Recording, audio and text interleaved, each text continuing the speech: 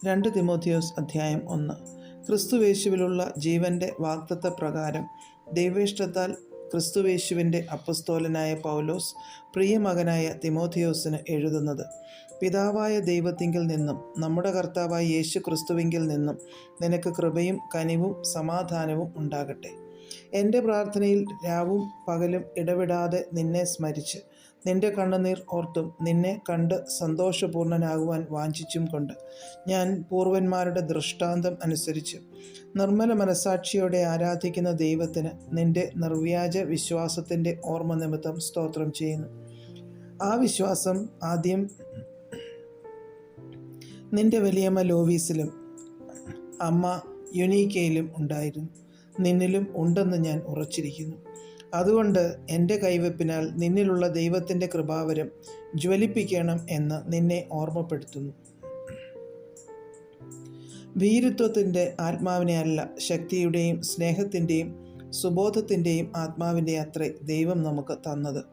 അതുകൊണ്ട് നമ്മുടെ കർത്താവിൻ്റെ സാക്ഷ്യത്തെയും അവൻ്റെ ബദ്ധനായി എന്നെയും കുറിച്ച് ലജ്ജിക്കാതെ സുവിശേഷത്തിനായി ദൈവശക്തിക്കൊത്തവണ്ണം നീയും എന്നോടുകൂടെ കഷ്ടം സഹിക്കാം. അവൻ നമ്മെ രക്ഷിക്കുകയും വിശുദ്ധ വിളി കൊണ്ട് വിളിക്കുകയും ചെയ്തത് നമ്മുടെ പ്രവൃത്തികൾ നിമിത്തമല്ല, സകല കാലത്തിനു മുമ്പേ ക്രിസ്തുയേശുവിൽ നമുക്ക് നൽകിയിരിക്കുന്നതും ഇപ്പോൾ മരണം നീക്കുകയും സുവിശേഷം കൊണ്ട് ജീവനും അക്ഷയതയും വെളിപ്പെടുത്തുകയും ചെയ്ത നമ്മുടെ രക്ഷിതാവായ ക്രിസ്തുയേശുവിൻ്റെ പ്രത്യക്ഷതയാൽ വെളിപ്പെട്ടിരിക്കുന്നതുമായ തൻ്റെ സ്വന്തം നിർണയത്തിനും കൃപയ്ക്കും ഒത്തവണ്ണമത്രേ. ആ സുവിശേഷത്തിന് ഞാൻ പ്രസംഗിയും അപ്പസ്തോലനും ഉപദേഷ്ടാവുമായി നിയമിക്കപ്പെട്ടിരിക്കുന്നു. അത് നിമിത്തം തന്നെ ഞാൻ ഇതൊക്കെയും സഹിക്കുന്നു, എങ്കിലും ലജ്ജിക്കുന്നില്ല. ഞാൻ ആരെ വിശ്വസിച്ചിരിക്കുന്നു എന്നറിയുന്നു, അവൻ എൻ്റെ ഉപനിധി ആ ദിവസം വരെ സൂക്ഷിപ്പാൻ ശക്തനെന്ന് ഉറച്ചുമിരിക്കുന്നു. എന്നോട് കേട്ട പഥ്യവചനം നീ ക്രിസ്തുവേശുവിലുള്ള വിശ്വാസത്തിലും സ്നേഹത്തിലും മാതൃകയാക്കിക്കൊള്ളുക.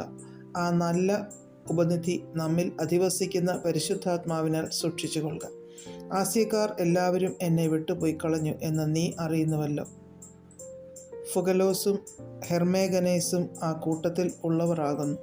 പലപ്പോഴും എന്നെ തണുപ്പിച്ചവനായ ഒനേസിഫരോസിൻ്റെ കുടുംബത്തിന് കർത്താവ് കരുണ നൽകുമാറാകട്ടെ.